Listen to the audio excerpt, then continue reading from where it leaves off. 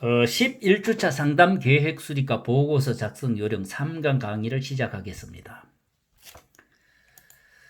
본 강의는 학지사에서 발간한 김용태의 저서 슈퍼비전을 위한 상담 사례 보고서를 참고하였습니다.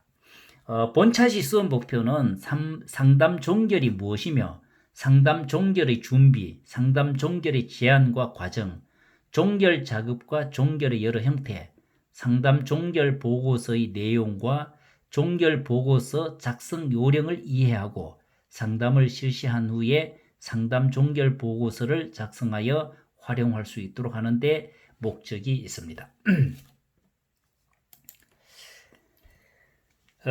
상담 종결이란 내담자의 문제가 어느 정도 극복되어 상담의 도움이 없이도 내담자가 어려움들을 스스로 헤쳐나갈 수 있는 역량이 생기면 상담을 종결합니다. 상담자는 내담자가 자신과 타인과 환경에 대한 시각이 바뀌고 받아들이지 못했던 자신의 모습들을 수용할 수 있게 되며 자아가 건강해지는 것을 보면서 종결을 준비하기 시작합니다. 종결을 준비한다는 것은 내담자의 문제가 극복되었으며 이제는 상담자의 도움 없이도 내담자 스스로 자신의 어려움들을 대처해 나갈 수 있는 때가 되었다는 것을 의미합니다. 상담 종결의 준비에 대해 살펴보겠습니다. 내담자의 삶의 현장 변화가 보이면서 상담 목표가 어느 정도 이루어졌다고 판단되면 상담자는 본격적인 종결 작업을 준비합니다.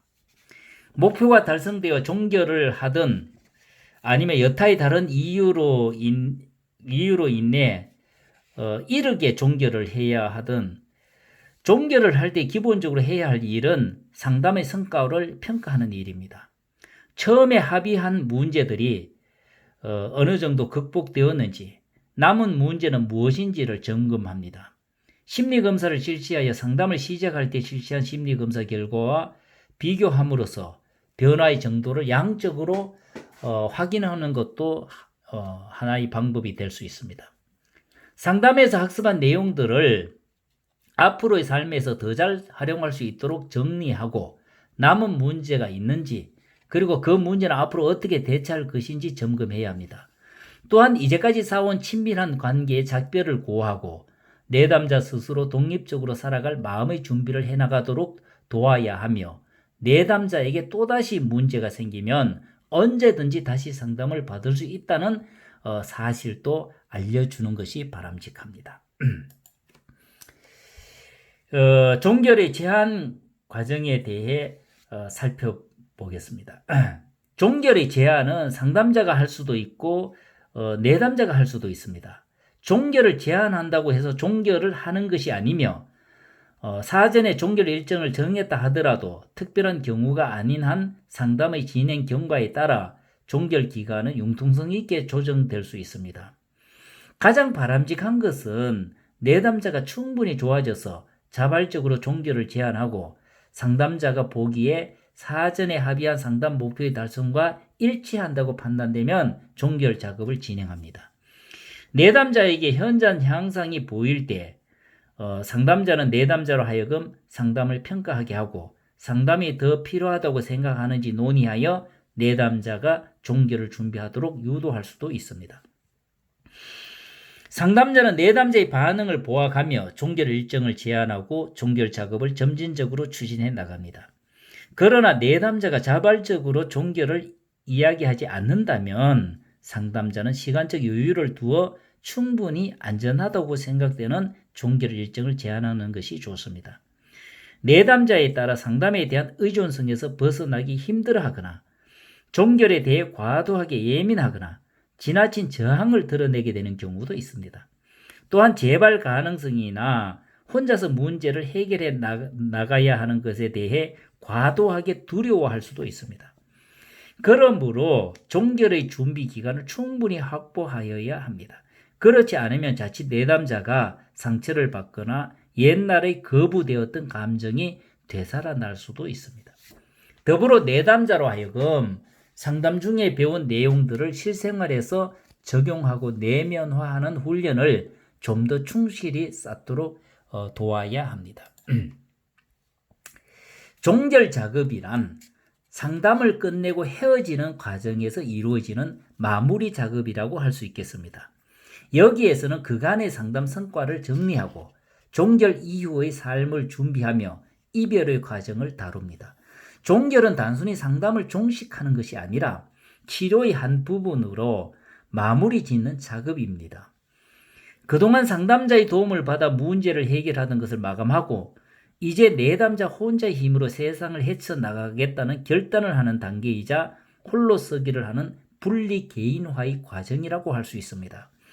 여기에서는 상담에 대한 평가, 의존성의 극복과 독립심 키우기, 변화의 실천과 홀로 서기의 준비, 재발 가능성 및 추가 상담에 대한 안내, 이별의 감정 다루기 및 추수 상담 등 종결을 하는 과정에서 이루어지는 작업들에 대해 다루고자 합니다. 먼저 상담에 대한 평가에 대해 살펴보겠습니다. 상담자와 내담자 누구에 의해서든 종결이 제한되면 상담자와 내담자는 종결을 제한한 사유를 함께 점검하고 논의해야 합니다. 종결을 합의하게 되면 제일 먼저 할 일은 상담의 성과를 평가하는 일입니다. 상담자는 지금까지 어떤 과정을 거쳐 상담이 진행되었는지를 간단히 정리하고 상담을 통해서 내담자가 얻은 것이 무엇인지, 내담자에게 어떤 변화와 진척이 있었는지를 점검하며 합의한 목표의 달성 여부를 평가합니다. 의존성의 극복과 독립심 키우기에 대해 설명하겠습니다. 순조로운 종결이 되기 위해서는 내담자에게 어느 정도의 독립심과 실천력이 갖추어져 있어야 합니다. 지지적인 치료를 해왔거나 상담자가 권위주의적으로 상담을 이끌었다면 내담자는 의존성이 키워졌을 수 있으며 스스로 책임지도록 충분히 훈련되지 못하여 종결이 어려울 수도 있습니다. 이 경우 종결을 하려면 상담자의 지지와 권위주의적인 태도를 점진적으로 줄이는 동시에 내담자 자신의 판단과 실천력을 키우는 비중을 늘려나가야 합니다. 다음 변화의 실천과 홀로서기 준비에 대해 설명하겠습니다. 내담자는 종결을 앞두고 혼자 살아가야 하는 것에 대한 두려움으로 인해 종결을 불안해할 수 있습니다. 종결 이후 내담자가 홀로서기를 할 때 부딪힐 수 있는 여러 상황에 대해 상담에서 배운 것을 활용할 수 있도록 내면화하고 실천하게끔 훈습시키는 작업을 해야 합니다. 재발 가능성에 대한 안내에 대해 설명하겠습니다. 목표를 달성하고 종결을 하였다고 하여 문제와 증상이 완전히 제거된 것은 아닙니다. 내담자가 힘든 상황에 처하거나 심한 스트레스를 받게 되면 과거의 반응 방식이 일시적으로 다시 활성화될 수도 있습니다. 종결을 앞둔 내담자에게 이 사실을 알려주는 것은 매우 중요합니다. 홀로서기를 앞둔 내담자에게 증상이 재발되는 경우에는 자신을 힘들게 하는 것이 무엇인지를 잘 관찰하고 상담에서 터득했던 것들을 활용하여 대처하도록 내담자를 준비시켜야 합니다. 추가 상담에 대한 안내에 대해 설명하겠습니다. 상담 종결 후 내담자 혼자서 다루기 어려운 일이 발생할 경우 추가적으로 상담을 받을 수 있다는 정보를 알고 있으면 내담자에게 큰 위안이 될 수 있습니다. 이별의 감정 다루기에 대해 살펴보겠습니다. 상담 관계는 다른 어떤 관계보다도 마음을 열어 깊은 정서적인 교류를 하는 겁니다. 오랫동안 상담자와 내담자는 깊은 속마음을 나누었던 인간관계, 그것이 성공적인 결실을 맺은 경우에는 더욱 친밀하고 따뜻하며 정겨운 감정 교감이 동반됩니다. 함께 작업을 하면서 서로에게 느꼈던 인간적인 감정들, 나약함에 대한 든든한 지원 세력이 되어 주었던 것에 대한 고마움을 나누고 아쉽지만 내일을 위해 힘차게 작별을 해야 합니다. 종결보고서의 작성이란 상담자는 모든 내담자에 대한 파일을 만들어 관리하여야 합니다. 상담을 종결하게 되면 종결보고서를 작성하여 파일에 첨부해 두어야 합니다. 상담 종결보고서란 한 내담자에 대한 상담이 모두 끝난 후에 기록하는 보고서로서 상담 종결 보고서는 다양한 용도로 활용되므로 그 용도에 따라 적절하게 기록할 수 있습니다. 추수 상담은 종결 과정의 일환으로서 충분한 기간 후에도 상담에서 이런 변화들이 유지되고 있는지 확인할 수도 있고 종결 후 내담자의 생활을 점검해보는 기회를 가짐으로써 내담자의 불안을 감소시키고 안심시킬 수도 있으며 추가적인 도움이 필요한지 여부를 판단할 기회도 됩니다. 종결의 여러 형태에 대해 살펴보겠습니다. 모든 상담이 목표를 달성하고 합의에 의해 상담을 끝맺게 되는 것은 아닙니다. 여러 국면과 사정이 있을 수 있으며 종결을 하는 과정은 그때그때 상황에 따라 다양하게 진행됩니다. 먼저 목표 달성에 의한 합의 종결. 상담자와 내담자가 합의한 목표가 달성되어 종결을 하는 경우로 가장 이상적으로 이루어진 상담이라고 할 수 있겠습니다. 상담자가 종결을 제의할 수도 있고 내담자가 종결을 제의할 수도 있습니다. 또한 상담자와 내담자의 합의하에 상담의 목표를 수정하여 상담을 더 지속할 수도 있습니다. 이러한 경우도 지금까지 상담에 대해 정리하고 평가하는 종결 작업을 한 다음에 새로 상담을 시작하듯이 목표를 정하여 상담하는 것이 효과적입니다. 다음 목표 달성 이전의 종결. 목표가 달성되지 않았지만 여러 사정에 의해 상담을 종결하게 되는 경우로 이러한 경우로는 상담자와 내담자의 목표 불일치, 상담 진행상의 문제로 인한 종결로 나눌 수 있습니다. 상담자와 내담자의 목표 불일치로 인해서 종결되는 것은 상담자와 내담자가 상담 목표를 합의했음에도 불구하고 상담자와 내담자가 생각하는 실제 목표 수준에는 차이가 있을 수 있습니다. 이러한 경우 내담자가 종결을 원한다면 상담자는 그간의 내담자의 변화와 그 변화의 원인을 내담자와 함께 짚어보면서 재발 가능성을 감소시키기 위해서 조금 더 상담을 하도록 안내할 수도 있습니다.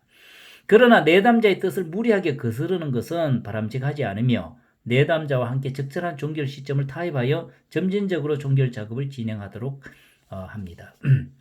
상담 진행상의 문제로 인해 종결된 경우는 상담을 진행해도 더 이상의 효과를 기대하기 어려운 경우가 있습니다.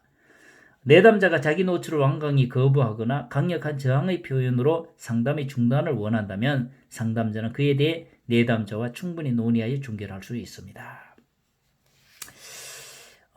조기 종결이라는 것은 초기 상담 기간 중에 내담자에 의해 상담이 중단되는 경우를 말합니다. 목표 달성을 위한 치료적 개입을 시작하기 이전에 상담이 중단되었다는 점에서 목표 달성 이전의 종결과는 다릅니다. 상담을 계속 진행하고 안 하고는 내담자에게 달려 있습니다. 내담자는 상담을 그만하기로 혼자서 결정하고서 종결을 통보하고 그 시간을 마지막 상담 시간으로 할애할 수 있습니다. 이럴 때 상담자는 종결 작업을 할 시간을 확보하는 것이 중요합니다. 때늦은 종결은 내담자의 문제가 극복되고 상담의 목표가 달성되었다면 내담자는 의존적인 보호의 테두리에서 벗어나 독립적인 삶을 살아나가도록 상담자는 이를 도와야 합니다. 그러나 상담자와 내담자가 합의한 상담 목표가 달성된 이후에도 종결을 하지 않는 경우를 때늦은 종결이라고 합니다. 이러한 때늦은 종결에는 다음과 같이 상담의 중독 현상, 의존적인 내담자의 의존성을 키우는 상담자 유형, 이러한 것들로 인해서 때늦은 종결이 될 수 있습니다.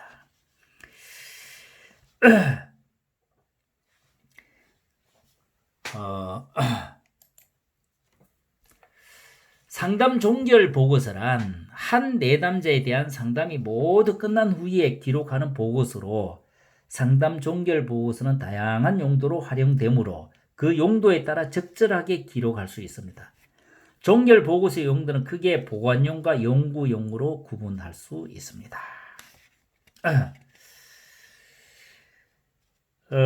보관용은 기관마다 조금씩의 차이는 있겠지만 상담 종결 보고서는 일정 기간 동안 문서로 보관하여야 합니다. 이럴 경우 최소한 수년간 보관될 수 있기 때문에 상담 결과에 대한 비밀이 보장되기 어렵습니다. 그렇기 때문에 보관된 문서가 유출되었을 경우 내담자 개인의 중요한 비밀이나 심리 정서적으로 명예가 크게 손상될 수 있는 내용은 조심해서 기록하는 것이 바람직합니다. 연구용은 상담 과정은 내담자의 변화를 돕는 것이 절대적 목적이지만 상담자 입장에서는 상담 자체가 의도적이든 의도적이지 않든 간에 연구 과정이 될 수밖에 없습니다. 상담자는 내담자에게 양질의 상담 서비스를 제공하기 위해서는 끊임없이 상담의 전문성을 키워나가야 합니다. 상담의 전문성을 키우는 방법으로 슈퍼비전과 사례 발표를 들 수 있습니다. 상담 종결 보고서는 슈퍼비전과 사례 발표의 사례 보고서로 활용될 수 있으며, 이러한 목적으로 활용되는 종결 보고서는 연구 목적에 알맞게 작성되어야 합니다. 종결 보고서에 기록할 내용들에 대해 살펴보겠습니다.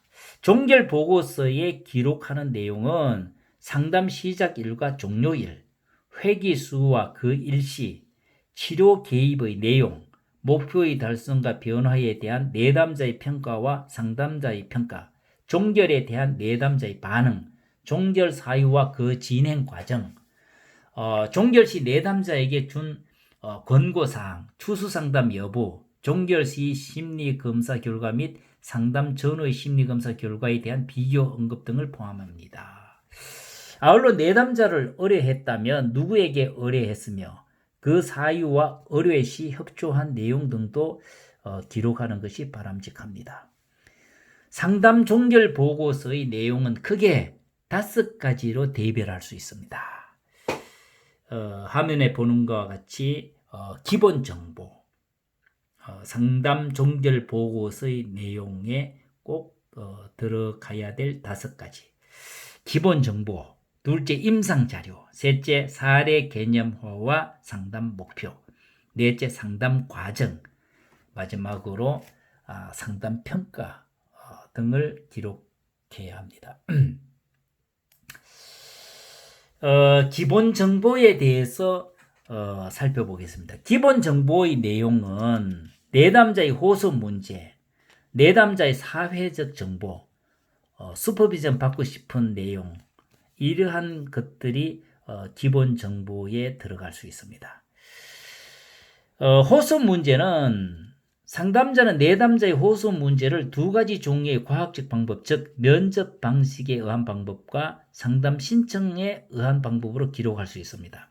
어떤 방식을 취하든지 호소 문제는 내담자의 언어나 기록에 근거한 진술로서 호소 문제를 기록할 때는 내담자의 말이나 기록을 직접 인용하여 기록합니다. 만약 내담자의 호소 문제가 하나가 아니고 여러 가지일 경우는 진술된 내용을 각 영역 또는 주제에 따라서 기록할 수 있습니다. 호소 문제를 기록할 때 주의할 점은 내담자의 말을 상담자의 언어로 변경하여 기록해서는 안 됩니다. 왜냐하면 상담자를 통해서 내담자를 이해하게 되므로 다른 상담자가 내담자를 잘못 이해할 수 있기 때문입니다. 다음 내담자의 사회적 정보. 내담자가 가져오는 사회적 현상이란 내담자의 개인적 정보, 가족적 정보, 사회적 망, 상담을 받게 된 경위 등을 기록합니다. 개인사항이라고 하는 것은 내담자의 개인사항은 성별, 나이, 학력, 종교, 국적 등과 같은 사항들을 말하는 것으로 상담자는 자신이 가지고 있는 임상적 상황에 맞춰서 내담자의 개인사항을 기록하면 되겠습니다. 가족사항은 현재 내담자가 속한 가족을 의미하며 현재 가족의 사회적 정보는 내담자의 개인정보와 같은 방식으로 기록하면 되겠습니다. 사회활동사항은 내담자의 사회적 망에 대한 기본 정보로서 내담자의 친구관계라든가 종교활동, 친척 등 아는 사람들과 관계 등을 기록하면 되겠습니다. 상담 경위는 내담자의 상담 경위는 다음의 3가지 측면으로 기록할 수 있습니다. 첫째, 내방 경위, 둘째, 상담에 오게 된 시점, 셋째, 내담자의 이전 상담 경험, 이러한 것들을 기록하면 되겠습니다. 슈퍼비전 받고 싶은 내용은 상담 효과에 관한 부분, 사례 개념화에 관한 부분, 상담 진행에 관한 부분, 상담자의 전문적 발달에 관한 부분, 기타 영역으로 구분하여 상담자가 적절하게 기록하면 되겠습니다. 임상자료란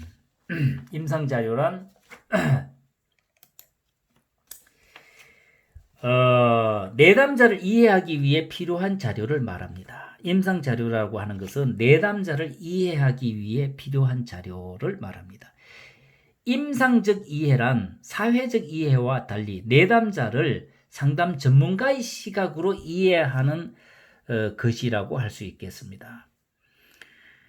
상담자는 내담자의 사회적 호소 문제를 전문적으로 이해하기 위한 충분한 자료가 필요합니다. 그러한 주요 임상 자료에는 내담자에 대한 직접 면접과 심리 검사 등이 있습니다. 임상 자료는 사실에 기초한 자료이기 때문에 상담자는 내담자의 임상 자료를 자신의 언어로 바꾸어서는 안 된다는 것을 특별히 유념해야 합니다.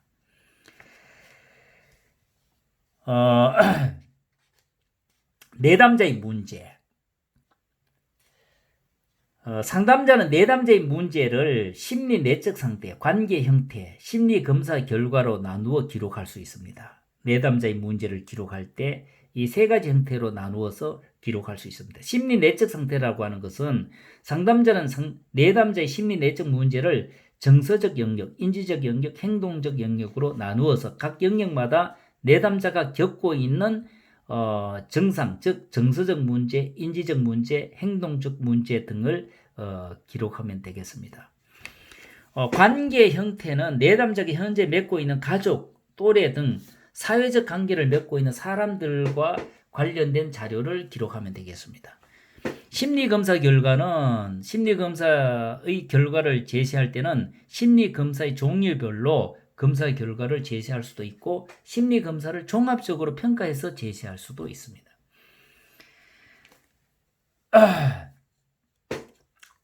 내담자의 임상 관찰.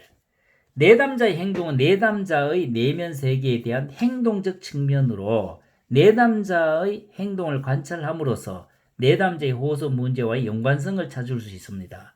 내담자의 행동에 대해 기술할 때는 가능하면 자세하게 기록하는 것이 좋습니다. 상담자의 주관적 느낌이나 생각을 배제하고 내담자의 행동을 객관적으로 관찰하여 기록해야 합니다. 여기에는 내담자의 전반적인 행동 특성을 기록할 수 있고 또 상담자와의 관계 행동 형태 등을 기록할 수도 있겠습니다. 문제 발달사는 상담자는 내담자의 호소 문제가 어떻게 발달해 왔는지 역사적으로 이해할 필요가 있습니다. 그러므로 내담자의 호소 문제 발달사를 전반적 생육사, 문제 형성사로 나누어 기록할 수 있습니다. 전반적 생육사라고 하는 것은 내담자의 가족관계 전반에 관해 기술하는 것으로 가족의 분위기나 행동 양식 그리고 내담자가 느끼는 가족에 관한 전반적인 내용을 중심으로 기술할 수 있습니다. 문제 형성사는 내담자의 호소 문제와 관련된 직접적 경험이나 사건을 중심으로 기록하며 사건이 일어난 순서대로 기록하되 최근에 일어난 사건을 먼저 기록하면 좋습니다. 상담 목표. 상담 목표와 상담 전략에 대해 살펴보겠습니다. 상담자는 사례 개념화를 통해서 내담자를 이론적으로 이해하여 상담의 방향을 정하고 상담 목표를 수립합니다. 상담의 목표는 상담자에 대한 기능, 내담자에 대한 기능, 그리고 상담 과정에 대한 기능을 합니다. 첫째, 상담자는 상담 목표를 통해서 자신이 무엇을 위해서 상담하는지 알게 됩니다. 상담 목표는 좌표와 같이 상담자가 나아갈 방향을 알려주는 역할을 합니다. 둘째, 내담자의 입장에서 보면 상담 목표는 자신의 문제가 무엇인지를 분명하게 밝히는 역할을 합니다. 내담자는 상담 목표를 상담자와 결정함으로써 자신이 어떤 문제를 가지고 있고 이를 어떻게 해야 하는지에 대해서 분명하게 인식할 수 있습니다. 셋째, 상담 목표는 전반적인 상담 과정이 진행되도록 하며 상담자는 상담 목표를 달성하기 위한 전략을 수립할 수 있습니다. 넷째, 상담 목표는 상담 과정을 전체적으로 통제할 수 있으며 상담자와 내담자는 상담 목표를 통해서 상담이 잘 진행되고 있는지를 확인할 수 있습니다. 다섯째, 상담 목표는 상담 효과를 평가하는 중요한 도구가 됩니다. 상담자와 내담자는 상담 목표 달성 여부를 통해 상담의 효과를 결정할 수 있습니다. 상담의 종결 시점은 상담 목표를 통해 알 수 있습니다. 상담 목표 설정에 대해 살펴보겠습니다. 상담자가 내담자와 더불어 상담 목표를 설정할 때는 두 가지 관점을 고려해야 합니다. 하나는 내담자와 상담자가 합의하는 합의적 관점이고, 다른 하나는 상담자의 전문적 견해인 임상적 관점입니다. 상담자는 내담자가 이해할 수 있는 상담 목표를 설정해야 하며, 또한 상담 전문가들이 의사소통할 수 있는 상담 목표를 설정해야 합니다. 합의된 상담 목표는 내담자와 상담자가 합의한 목표이고, 임상적 상담 목표란 상담자의 이론적 입장이 반영된 상담 목표로서 상담자 자신의 이론적 입장에서 수립한 목표라고 할 수 있겠습니다. 상담 전략이란 상담 목표를 달성하기 위한 계획적 행동 지침을 의미합니다. 상담 목표는 상담자가 어디로 가는지, 무엇을 위해서 상담 활동을 하는지에 대한 정당성과 당위성을 부여하는 것이며, 상담 전략은 상담 목표가 실제로 달성되기 위한 구체적이고 체계적인 계획을 의미합니다. 이 전략에는 초기 전략과 중기 전략, 후기 전략으로 나누어 볼 수 있는데, 초기 전략은 상담자는 상담 초기에 내담자와의 신뢰관계 형성, 내담자에 대한 사회적 정보와 임상적 자료의 수집, 내담자에 대한 임상적 판단, 내담자와 상담 목표 합의하기, 상담 전략 수립하기 등과 같은 여러 가지 활동을 하는 단계라고 할 수 있겠습니다. 중기 전략은 상담 중기에 일하는 상담자의 전략으로 변화에 관한 다양한 계획을 수립하여 실행하는 내용을 기록하면 되겠습니다. 후기 전략은 상담 후기에는 상담 목표가 얼마나 달성되었는지, 내담자가 겪은 과정에 대한 반영이라든가, 내담자 자신이 겪은 변화에 대한 의미라든가, 삶에서 변화된 자신의 적용 등과 같은 주제들을 다루고 기록할 수 있겠습니다.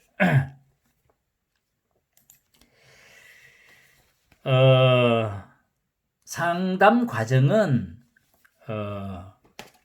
먼저 전체적 흐름, 그리고 회기 요약, 추고록 세 부분으로 나누어서 설명하겠습니다. 전체적 흐름은 상담자는 자신의 상담이 전체적으로 어떻게 진행되는지를 기록해야 합니다. 상담자의 주요 의도가 무엇인지, 내담자가 이러한 의도에 어떻게 반응했는지, 상담 목표를 달성하기 위한 상담자의 주요 개입들은 무엇인지, 내담자가 자신의 변화에 대해서 무엇을 보고하고 있는지, 상담 진행 과정상 어려움은 무엇이었는지, 상담이 진행되면서 내담자가 전반적으로 무엇을 느끼고 경험했는지 등 상담의 진행 과정 전반에 발생되는 주제들을 기록할 수 있습니다. 그리고 회기별로 상담한 내용을 요약해서 기록할 수 있겠습니다. 회기 회기 요약은 각 회기 동안 진행된 내용을 기록하는 것으로, 상담자는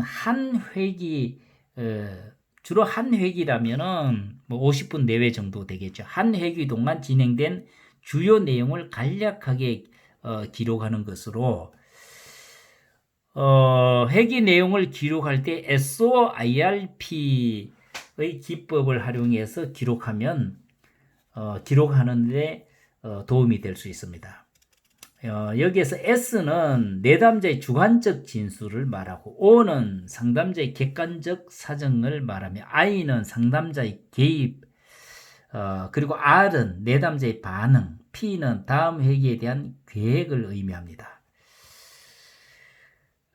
첫째, 내담자의 주관적 진술은 내담자가 말한 주관적 내용 중 중요하다고 생각되는 것을 한두 개의 문장으로 기록하면 되겠습니다. 둘째, 상담자의 객관적 사정은 내담자의 주관적 진술을 상담자가 객관적으로 무슨 내용인지 이해한 것을 한두 개의 문장으로 기록하면 되겠습니다. 셋째, 상담자의 개입은 상담자가 내담자에게 치료적으로 개입하는 상담자의 행동을 말하는 것으로 한두 개의 문장으로 또 기록할 수 있겠습니다. 그리고 내담자의 반응이라는 것은 상담자가 내담자에게 개입을 할 때 내담자의 반응은 정화, 저항, 위로 등의 모습으로 나타나는데 이때 상담자가 경험한 내담자의 반응을 한두 개의 문장으로 기록할 수 있겠습니다. 마지막으로 상담자의 다음 회기에 대한 계획으로 이것은 다음 회기의 계획이나 내담자의 숙제를 여기에 기록할 수 있겠습니다.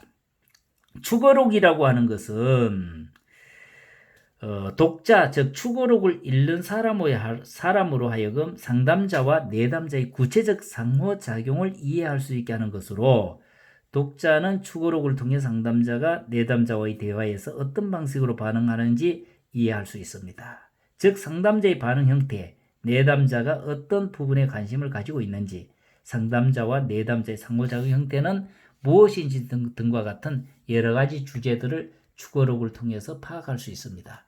그러므로 상담자와 내담자의 언어적, 비언어적 상호작용이 잘 드러날 수 있도록 기록하는 것이 좋겠습니다. 상담 평가는 내담자에 대한 평가와 상담 과정에 대한 평가, 그리고 상담자 자신에 대한 평가로 나누어 기록할 수 있겠습니다. 내담자에 대한 평가는 상담 목표의 달성 여부는 상담 과정을 통해서 내담자의 호소 문제가 어떻게 달라졌는지 기록합니다. 내담자의 자원에 대한 평가는 내담자의 어떤 자원이 내담자의 문제를 해결하는 데 영향을 미쳤는지를 기록하면 되겠습니다. 상담 과정에 대한 평가는 상담이 순조롭게 진행된 요인을 상담자 요인, 내담자 요인으로 나누어 기록할 수 있습니다. 내담자가 상담을 받는 동안 겪었던 사건들이 상담 과정에 미친 영향을 기록할 수 있겠습니다. 또한 상담자와 내담자의 상호작용이 전반적으로 협력관계였는지, 갈등관계였는지, 일방적 관계였는지, 아니면 의존적 관계였는지 등으로 기록할 수 있겠습니다. 상담자 자신에 대한 평가는 상담자의 태도, 즉 상담자의 상담 동기와 의도, 그리고 상담자의 자세가 객관적이었는지 중립적이었는지 등을 기록할 수 있겠습니다. 상담자 개입 방식은 상담자의 성격 특성이 상담자의 개입에 어떻게 나타났는지를 기록할 수 있겠습니다. 그리고 상담자의 변화는 상담자의 인식의 변화와 열정의 변화로 나누어 상담을 마친 후에 갖게 된 인식이 무엇이었는지 기록하며 다음에 또 상담을 하고 싶은지 아니면 하고 싶은 열정이 없어졌는지 등을 기록할 수 있겠습니다. 이상으로 11주차